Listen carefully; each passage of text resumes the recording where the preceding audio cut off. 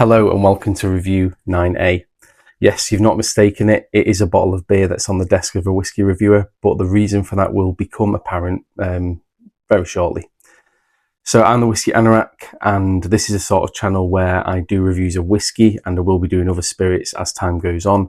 But this time I'm going to be looking at a single malt, and it does directly relate to this beer that I've got here. So this channel is conversational style, roughly 20 minutes, half an hour long videos where I try and focus on the quality of what's in the bottle rather than necessarily on very detailed smell and taste notes, because I find that that is the best way to be. That's what I find most interesting personally in reviews, is to know a little bit about how something's produced and the history of it and things like that. This is an A review, which is the actual review of the bottle, which is this one, which I'll introduce shortly, don't worry. And B reviews are further information, usually related to something to do with the bottle from the A review. And then C is a comparison, which is a feature of this channel. The reason I do the comparisons on the C reviews, which last time was an Avengeric comparison between two Avengerics and an Isle of Harris. The reason I do that is because that's how I've learned, and I've managed to progress my sense of smell and taste by doing these direct comparisons, and it's something that I recommend anyone does. So I've made it a feature of my channel that every C video is a comparison. So that's what I'm going to continue doing. Of course, if you're new here, you might not know, but I buy everything that I review. My opinions are my own, and I'm a little bit of a cynical twat, to be honest, when it comes to distilleries and bottlers, but it's because I love the whiskey, really. That's the reason why, and we have to push back a little bit to let the producers know that we want higher standards, because if we don't, then the standards will drop, in my opinion. So anyway, let me introduce this so you get a bit of a handle of what's going on here. So this is a Murray McDavid Ledaig. Now, Ledaig is featured on my channel before in one of the earlier reviews. I think it was either 3 or 4, one of those series of reviews. And that was a bottling that I purchased at the distillery itself last year in 2025. That was 13 years old, ex-bourbon cask. This one is a little bit different. Now, this is an independent bottling of Ledaig from Murray McDavid. So Murray McDavid, if you don't know, they were started in around the mid-90s, and basically they made quite a success of themselves from buying either new make spirit or parcels of, relatively crap casks, to be honest, and basically enhancing them by putting them into ex-wine casks. They were very prominent in the use of the ex-wine casks, and they were quite successful and still are. The owners of the bottler, they essentially purchased Bruichladdich in around the early 2000s, which had been mothballed. Essentially, it had been shut down for quite a number of years, since the mid-90s as well. So they purchased the distillery. So at one point, Murray McDavid and Bruichladdich were essentially the same entity. And what happened was, sort of 2010s-ish, 2012, around that sort of time frame, Remy Cointreau bought Bruichladdich and Murray McDavid as well. They didn't really want Murray McDavid, so they sold it off. So basically to a cask merchant, really, to a cask wholesaler who buys casks in bulk from distilleries, and and sells them on to independent bottlers. So Murray McDavid now is the face, is essentially the shop front for the company who owns it, basically, who is basically a cask broker is the correct term to use for them. So so what that means is that they have access to really good cash, generally speaking. Now, this is the first bottle of Murray McDavid I've actually tried, but I have looked at reviews of other bottlings, and they're pretty decent. And let me just give you some more details about this, because I've not given you very much at the moment. So let me hold the bottle up first. It's a good start. Hopefully you could see that. Murray McDavid, The Art of Maturation, Mystery Malt. Oh no, what is it? How could we possibly ever guess what this is?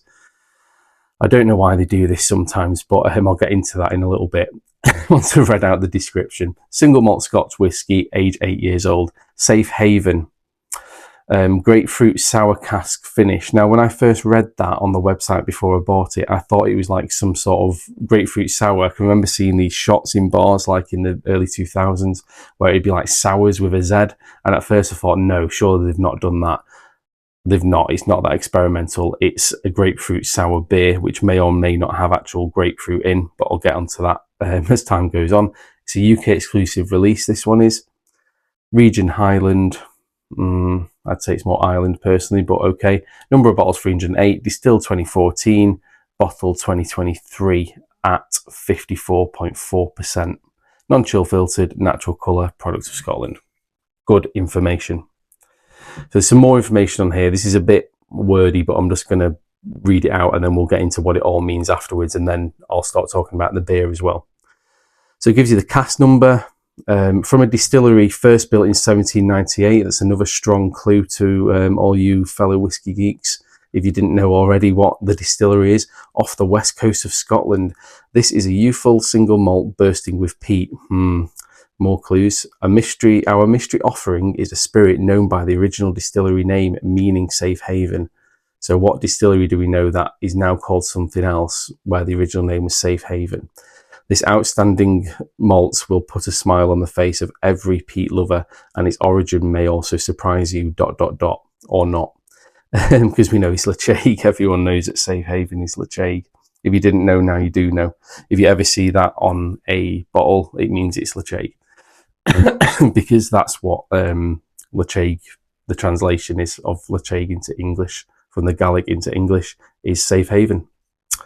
So, yeah, I don't really know why they do this. It's possible that when these casks were sourced, you know, whether it is directly from the distillery or whether it's via the broker, it's possible that it was stipulated from Tobermory Distillery that we don't want you to use the name on it because perhaps it's too different, you know, from the style or whatever. But I mean, these days it's almost pointless, because one quick Google and you can normally find out. The only instances where you don't find out is where it's just like undisclosed distillery or a secret distillery and there's no qualifier. But even then, a lot of the time rumours get out, and I'm sure the bottlers or distilleries, sorry, the bottlers who release some of these malts that are under mystery names or unknown, I'm sure they feed out the information so that it's out there, so people are a bit more aware of what it is. They don't do it officially, but the word usually gets out. So yeah, it's, in some ways I can understand it from the distillery's perspective, because they don't want like an absolute flood on the market that's going to sort of harm their own sales and basically reduce, you know, basically oversaturate it so people get sick of it, essentially. I can understand it from that way, but these days it's just so pointless, because I mean, you can just find out instantly. So yeah, but it's a bit of a holdover from a previous era, really. And you know, I've got plenty of bottles, or got a few bottles of Ledaig which are just called Ledaig. So why this is a mystery to me. So it does have some smell and taste notes on here. And in fact, just before I read those out, I'm mindful that I should be pouring a glass as well, shouldn't I, really? So not too much. That's about enough. Okay, a little bit more information. This is according to them. Nose, smoky apple, gooseberry, lemon. Okay. Palate, juicy citrus, hoppy peat, grapefruit. Okay, they're tying it into the beer there. Finish, long, oily, smoky key lime pie. So as smell and taste notes go, that's pretty good for me. It's not overly poetic. It's simple. It's just a few markers. I quite like that. Don't really need it on the bottle. I'd rather decide for myself. But if it's going to be there, that's the manner that I like it in. But I mean, yeah, I mostly agree with a lot of the notes that they've got on there. To be fair, I can see that.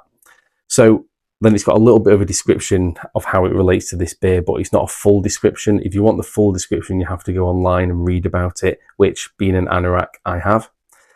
So it says, in collaboration with the Wild Beer Co., we further matured this peaty spirit for its final 18 months in casks loaned to the creative brewers, which they use to age their smoky grapefruit sour beer.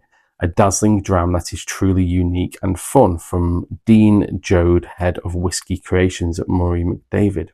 Okay, first thing before going to the beer that I just want to note, hopefully you'll be able to see this. Hopefully that will focus. so that you can see the absolute cloud of sediment that is in there.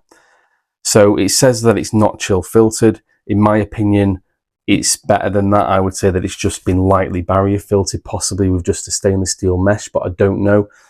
Please, Murray McDavid, start putting that on the bottle. If you're just using a stainless steel barrier and not, you know, pulp and stuff like that, which I highly doubt, put it on there, be proud of it. Other bottlers and distilleries too, tell us the level of filtering that you're actually doing, because non-chill filtered doesn't really mean that much these days. It's a buzzword, in my opinion, at this point. It wasn't, but I think it is, and I think we need to know more information about the filtering and be proud of it. But you can see common sense by turning the bottle upside down and looking in it. And to be honest, even if you don't turn the bottle upside down, if you just hold it up to the light, it's absolutely saturated with particles floating in it.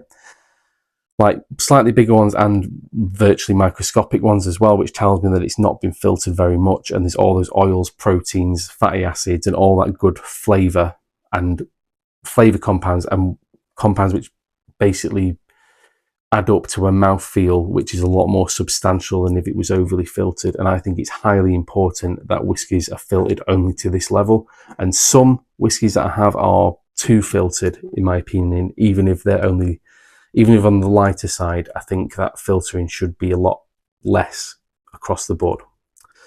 But that's just my little mini rant, which I will repeat ad infinitum. So that's pretty much everything that it says on the bottle.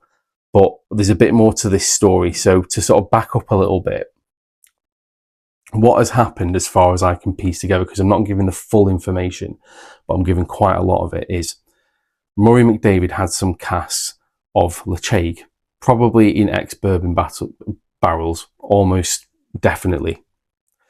What they did was they emptied those barrels out, which if I was to guess, I would say second fill bourbon barrels. They emptied them out into other casks.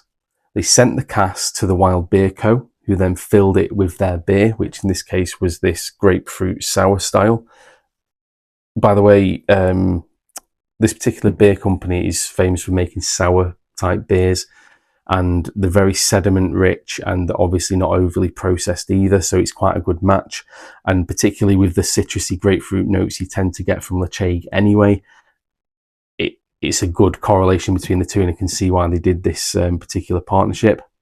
So what happened was, so these casks were emptied here, they were sent here to this brewery, they filled it with their beer, and they left it for 6 months, basically. Not very long. They left the beer in there for 6 months, and then they bottled it, and this is the result. Now, it's a little bit more complicated than that, because as it says on this bottle, and this beer, by the way, is bottled at 8.5%, I believe I did read. Yes, it is. 500 ml, and it's got a little bit of a description there.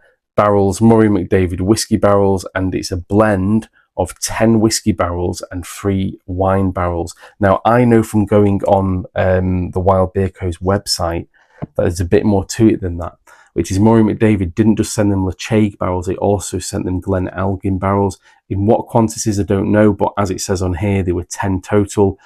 Could be 2 Ledaig, 8 Glenalgin, could be the opposite, could be any number. We're not told that detail, but let's assume it's probably 50-50, but we're just guessing, we don't know. And a few wine barriques as well, was it?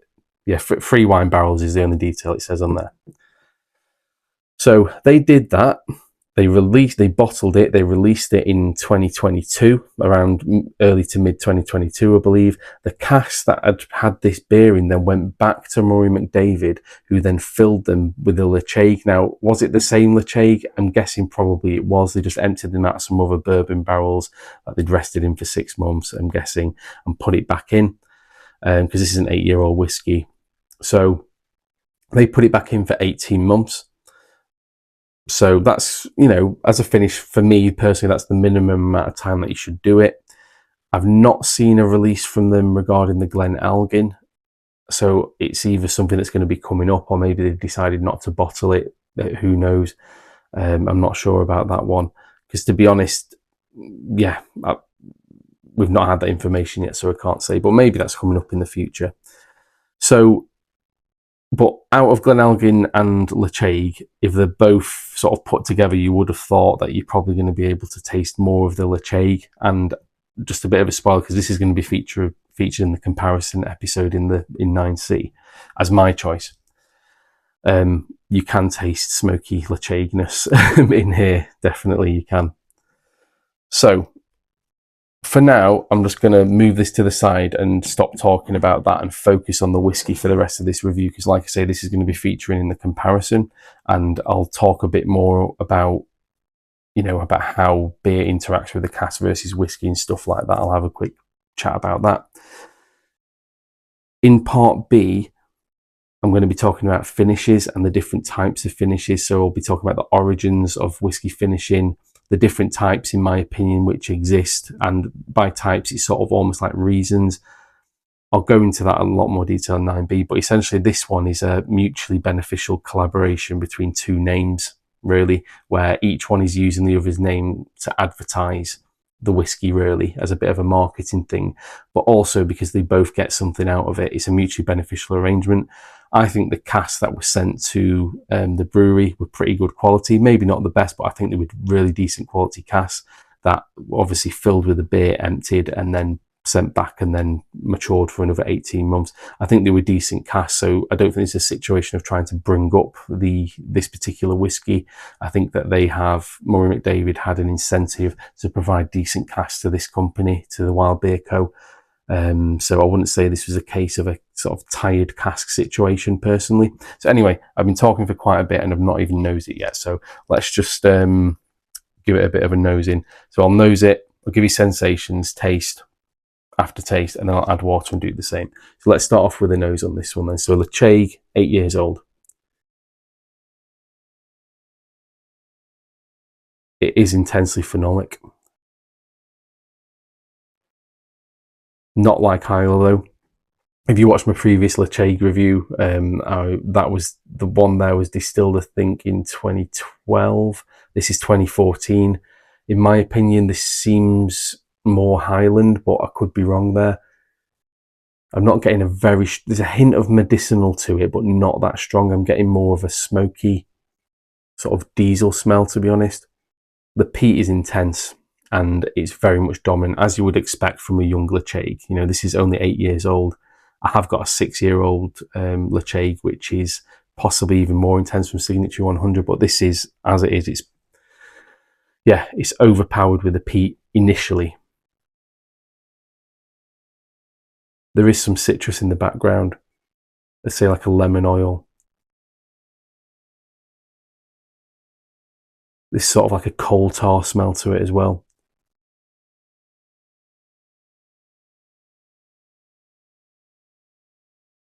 And there is a touch of a sort of sour saltiness on the nose as well.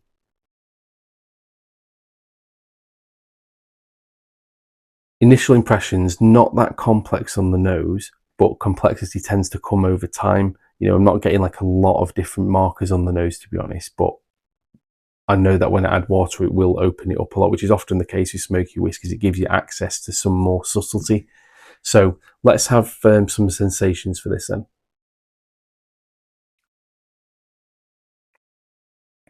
Salt, sweet, intense sour. The sweetness is only minor, by the way. It's like salt, touch of sweet, intense sour, bitter, but mostly sour. So salt sour is the overall sensations that I'm getting, but it's quite powerful with it.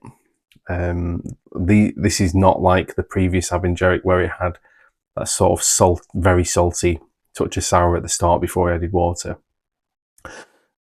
This is an intense version of that. It's very unmissable and it's quite a shock to the senses, to be honest. So it's not really one that I would recommend as an introduction to Ledaig, to be honest. I think this is a good one if you've had a few Ledaigs and you want something a little bit different. Like I say, I was a little bit unsure whether to buy this one at the start, because I did see it on Whisky Base and there was some good reviews, some not so good reviews. Couldn't see that much more information about it, so I sort of thought, well, based on my research from Murray McDavid and the fact that the price was quite good, I just thought I'm just going to go for it. Excuse me. I'm just going to go for it. I'm going to see if I enjoy it. It's matured in a cask type I've never had before. I've had one beer cask matured, which matured in a stout cask, which I'll introduce shortly after I give you my tasting notes, which I've not had very much of either. But I just thought I'd just try it just for a bit of variation. And to be honest, I think it's actually quite a success given the type of beer that is, which is in this whiskey. I think it matches very well with the notes which are already in the Ledaig. So, okay, I'll give you the taste notes for this then.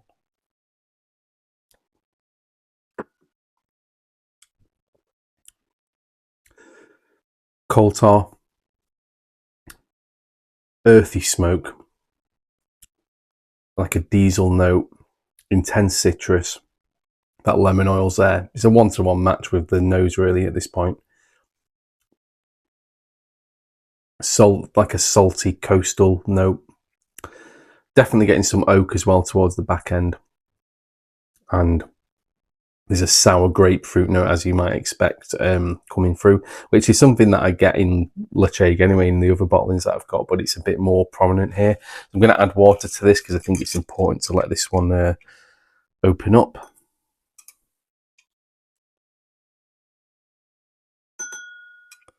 There we go. Let's just have a look at the viscimmetry on this, because this is the other, if you couldn't tell from the from turning the bottle upside down, you can certainly tell when you add water to this one, it does turn cloudy fairly quick. The viscimmetry is very thick, which I hope you could see then.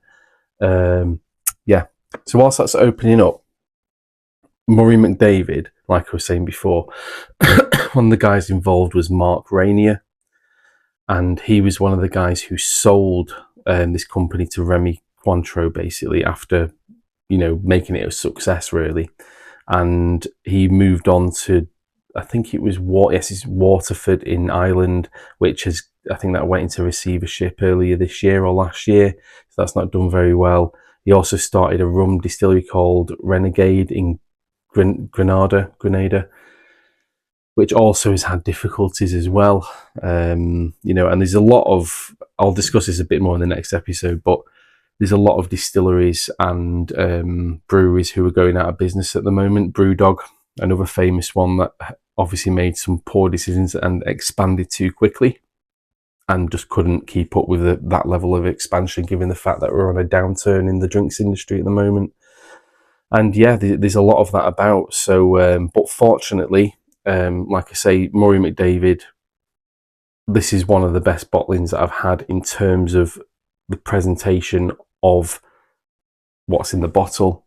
It's obviously not been overly filtered. You're giving solid information from their own website about this bottle, which gives you a little bit further information, and also on the beer website as well.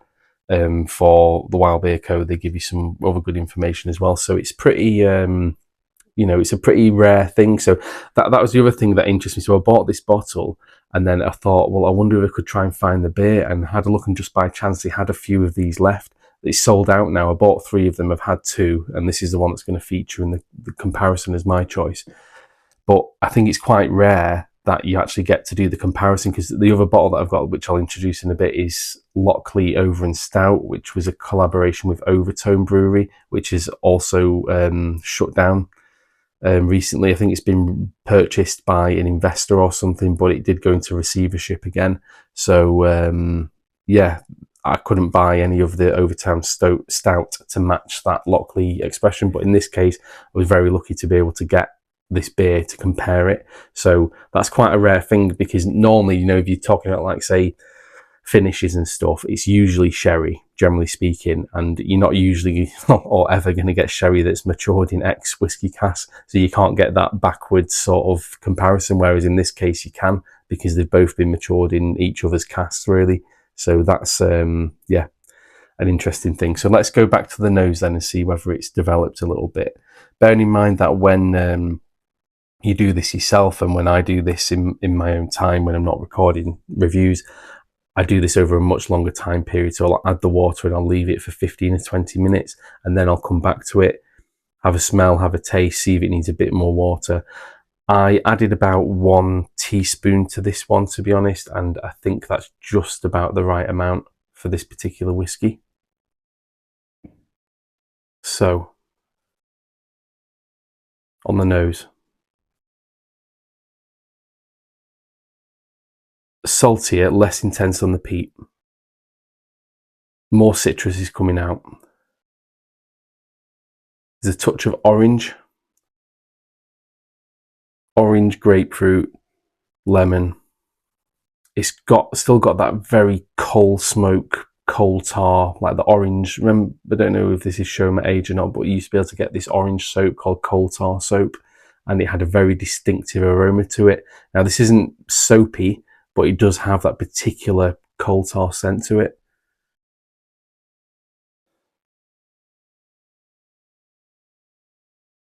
Touch of maltiness in the background.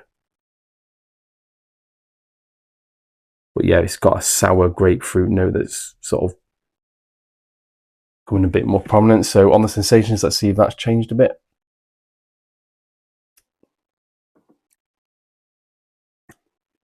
It has. Salty, less sweet. Sourness is still intense, but not quite as before. There's almost, I want to say, there's a touch of savoury in there as well, like a savoury bitter note towards the end as well. But definitely still predominantly sour and salty, I would say, for this on the sensation. So let's do the taste, and then I'll sort of do a bit of a summary of what I think of this bottling in general.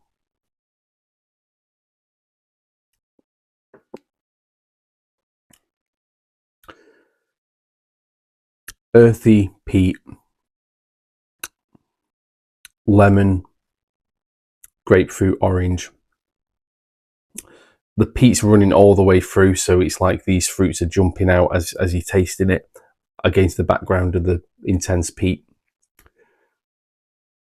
Which, to be honest, on the taste is actually a little bit more intense now that I've added the water, but with it, I'm getting access to some more notes. You can find that sometimes when you put the water in, not only does it release more phenolic compounds, it also releases some more of the different, oils which are associated with getting those fruit notes as well. So one more quick taste.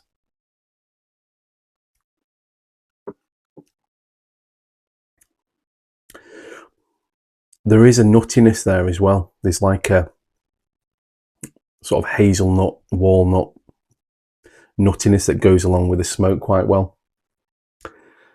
In terms of what I'm getting from the previous contents, bearing in mind the previous contents were mostly Ledaig before it went to the brewery for 6 months. So it's only a quick finish here. And obviously beer doesn't extract the same amount of oils and lignins and tannins from the wood. It penetrates a lot less deep. So, I'd say that it's quite a mild interaction from the beer itself. And obviously in the comparison, I'll discuss on how the effect of the whiskey on the beer, which, just to spoil it, is a bit more substantial. But I would say that the grapefruit notes here enhance the grapefruit notes in the Ledaig. And yeah, I'd say it's a successful combination, to be honest, because that's what it is. It's a combination because we've got, cross maturation really across the two companies. So yeah, it's I think it's a success. I think this still would have been good without the beer, but I think it has enhanced it and just give that little bit more intensity to the grapefruit notes, I would say. And yeah, let's answer the questions, because obviously on my channel I do not do percentages or marks out of 10. I just tell you the answers to 3 questions, which are: would I buy this exact same bottle again? No, I wouldn't, to be honest. Being completely honest, I don't have a need to do this comparison again now that I've done it, but I have enjoyed this bottle and it has opened my eyes a bit to possibly getting more beer finishes if it's done in a good way, especially when I can get a bottle of the beer itself to compare. I think, so I wouldn't buy the exact same bottle again at all. I don't feel the need to. It's not blown me away, but it's a very decent bottle that I'm glad of the experience of. And it's one of these variety bottles. It's not something that I could ever think is I need to have a bottle of grapefruit sour beer finished whiskey on the shelf, but it's something that's part of the journey for me, and it's definitely a bit of a learning point, particularly when compared directly to the beer. So the second question, would I buy a similar bottle again? And that can mean a couple of things in this case. So would I buy a similar Ledaig again? Yes, I would. I'd like to buy Ledaigs matured in slightly different casks like this one is, to see what effect that has on the Ledaig. From Murray McDavid, absolutely, I'll buy similar bottlings from them again. And by similar, I mean, you know, just other bottlings from Murray McDavid, because I've been impressed with the level of presentation of this whiskey, with the fact that it's got a lot of sediment floating around in it, and when you upend it, you can see all that good stuff floating around. It turns cloudy, it's got good versimetry, it's got good mouthfeel as well. I should have stated that a bit earlier. The mouthfeel on this one, I'll go into that a little bit.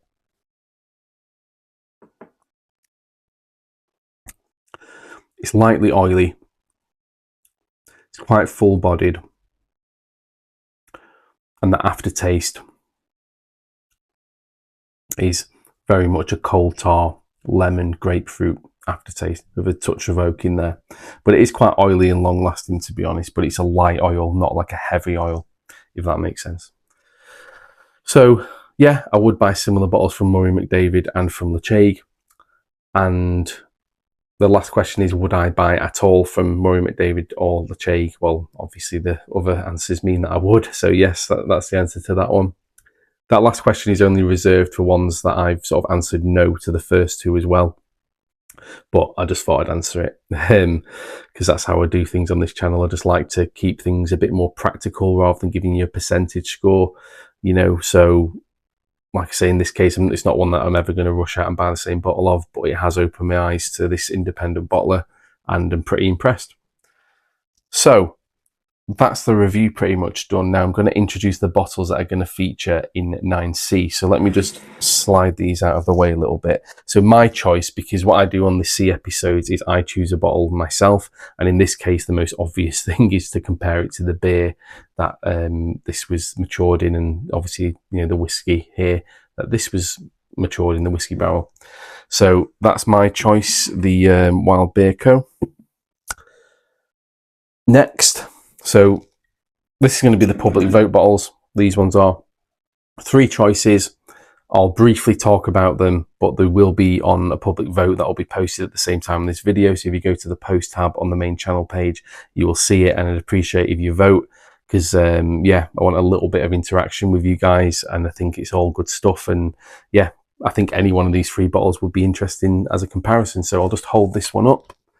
This is Lockley. This is the bottle I was referring to before, a collaboration with Overtone. Very similar kind of thing, where Lockley sent their emptied barrels to Overtone, who put their stout in it, and they matured it. I'm not sure on the time frame. We can check up on that. If this does win, I'll find out a bit more details about that, but I think it wasn't for too long. They matured the beer in there, and then they sent the barrels back, and then they put the Lockley back in to the barrels and matured it for a further period. But this isn't purely those barrels. This is a mix of those stout barrels. I think it's a couple of bourbon barrels as well, and an STR barrique. Is it? Sorry, no, it's the season casks for the stout were 2 bourbon barrels and 1 STR barrique, and then this is blended with spirit matured in first fill bourbon barrels and an ex-peated bourbon cask to try and give it a bit of a smoky touch. So this is bottled at 52%, Overtone over and stout. Now that's the most unfortunate naming I could possibly think of. You know, it's almost comical if it wasn't sad that people, you know, lost their jobs from Overtone. But this was released in December 2025. Just 2 months later, Overtone went into receivership, and yeah, it was really over and stout in that way. So yeah, it's a good bottling. I think it's a good choice if you want to see another example of how beer affects a whiskey. Second choice. This is a Blackadder bottling. I'll hold it up for you. Hopefully you can see that. So this is a Linkwood, 14-year-old, first fill PX sherry cask finish, bottled in May 2025. Sorry, distilled 13th September 2010, bottled in May 2025. Bottle number 51 of 254, 56.6%. So it's cask strength.